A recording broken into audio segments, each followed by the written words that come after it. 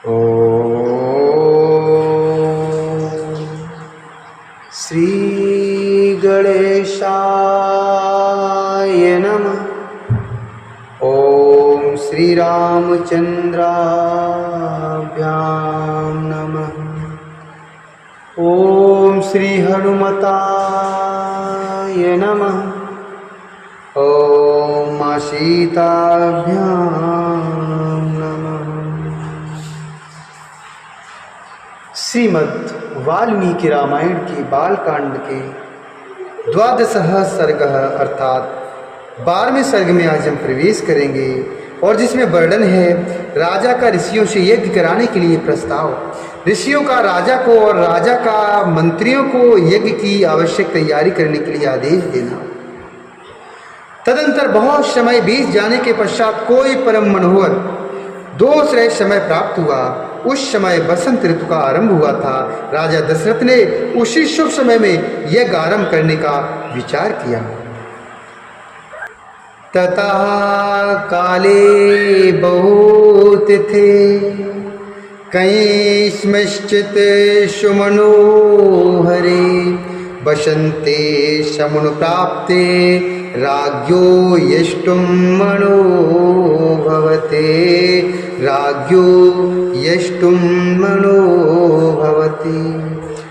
ततः प्रणम्य शीर्षा तं विप्रं देववर्णनं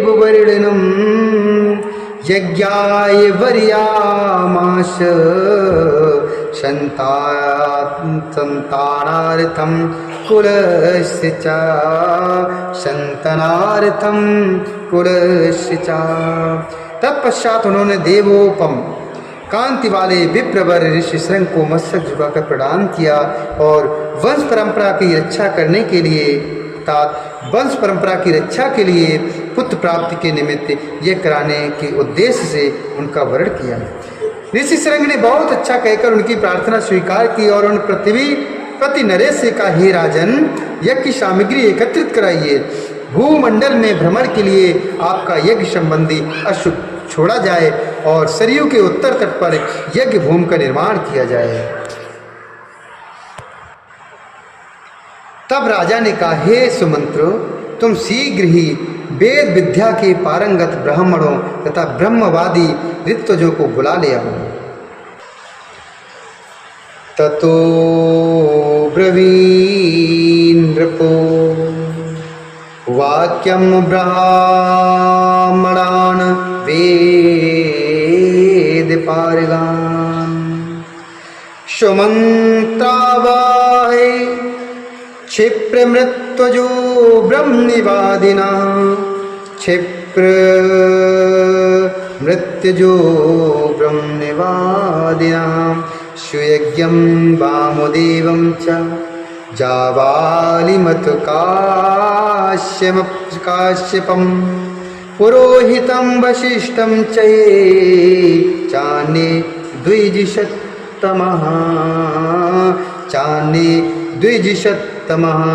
तब राजा ने कहा, हे सुमंत्र, तुम शीघ्र ही वेद विद्या के पारंगत ब्राह्मणों तथा ब्रह्मवादी ऋत्विजों को बुला ले आओ। सुयज्ञ वामदेव, जावाली, काश्यप, पुरोहित, वशिष्ठ तथा अन्य जो भी ब्राह्मण श्रेष्ठ हैं उन सभी को बुला लो। ततः सुमंत्रस्त्वरितं गत्वा त्वरित विक्रमः समानयति शतान सर्वान समस्तान वेद पारगान। तब शीघ्रगामी सुमंत्र तुरंत जाकर वेद विद्या के पारगामी उन समस्त ब्राह्मणों को बुला लाए। धर्मात्मा राजा दशरथ ने उन सबका यथोचित पूजन किया और उनसे धर्म तथा अर्थ से युक्त मधुर वचन कहा। हे महर्षियों, मैं पुत्र के लिए निरंतर संतप्त हो रहता हूँ। हे महर्षियों, मैं पुत्र के लिए सदा संतप्त रहता हूँ। उसके बिना इस राज्य आज से भी मुझे सुख नहीं मिलता है। अतः मैंने यह विचार किया है कि पुत्र के लिए अश्वमेध यज्ञ का अनुष्ठान करूँ। इसी संकल्प के अनुसार मैंने अश्वमेध यज्ञ का आरंभ करना चाहता हूँ। किसी संकल्प के अनुसार मैं अश्वमेध यज्ञ का आरंभ करना चाहता हूँ। मुझे विश्वास है कि ऋषि पुत्र ऋषि श्रृंग के प्रभाव से मैं अपनी संपूर्ण कामनाओं को प्राप्त कर लूँगा।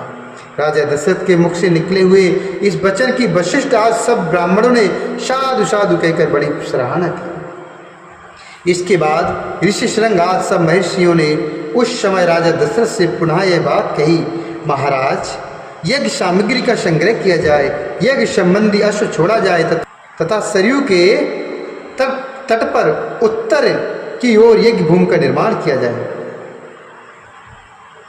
तुम यज्ञ द्वारा सर्वथा 4 अमित पराक्रमी पुत्र प्राप्त करोगे, क्योंकि पुत्र के लिए तुम्हारे मन में ऐसे धार्मिक विचार का उदय हुआ है। ब्राह्मणों की बात सुनकर राजा को बड़ी प्रसन्नता हुई। उन्होंने बड़े हर्ष के साथ अपने मंत्रियों से यह शुभ अक्षरों वाली बात कही, गुरुजनों की आज्ञा के अनुसार तुम लोग शीघ्र ही मेरे लिए यज्ञ की सामग्री जुटा दो। शक्तिशाली वीरों के संरक्षण में यज्ञ अश्व छोड़ा जाए और उसके साथ प्रधान ऋत्विज भी रहे। सरयू के उत्तर तट पर यज्ञ भूमि का निर्माण हो।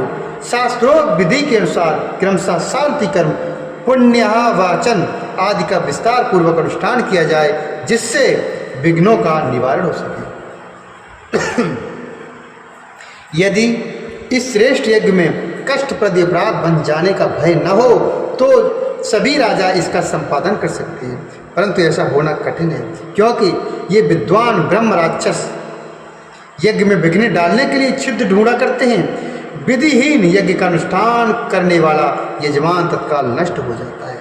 अतः मेरा यह यज्ञ जिस तरह विधि पूर्वक संपूर्ण हो सके वैसा उपाय किया जाए। तुम सब लोग ऐसे साधन प्रस्तुत करने में समर्थ हो। तब बहुत अच्छा कहकर सभी मंत्रियों ने राजेश्वर दशरथ के उस कथन का आदर किया और उनकी आज्ञा के अनुसार सारी व्यवस्था की।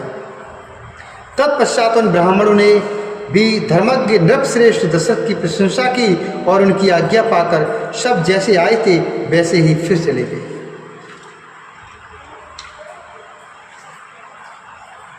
उन ब्राह्मणों के चले जाने पर मंत्रियों को भी विदा करके वे महाबुद्धिमान नरेश अपने महल में गए। गतिषु तेषु विप्रेषु मंत्रणस्तानि नराधिपः विसर्जित्वा